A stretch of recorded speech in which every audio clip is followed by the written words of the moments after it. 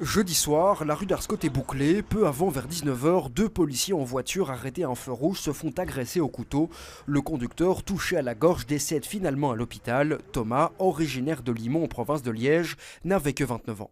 Il y a un des nôtres qui manque à l'appel aujourd'hui.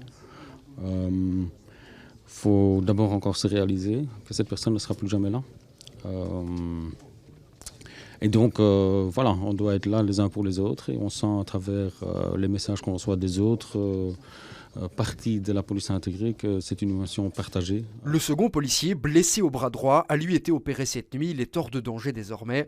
Au moment de l'agression, il a pu appeler les secours précisant que leur assaillant avait crié Allahu Akbar.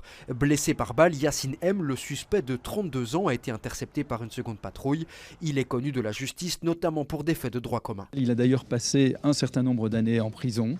Lors de son séjour en prison, il a eu certaines sympathies qui pouvaient attirer l'attention de l'OCAM et qui a poussé au fait que l'OCAM le place, ça et certains autres faits, sur sa liste de personnes à surveiller.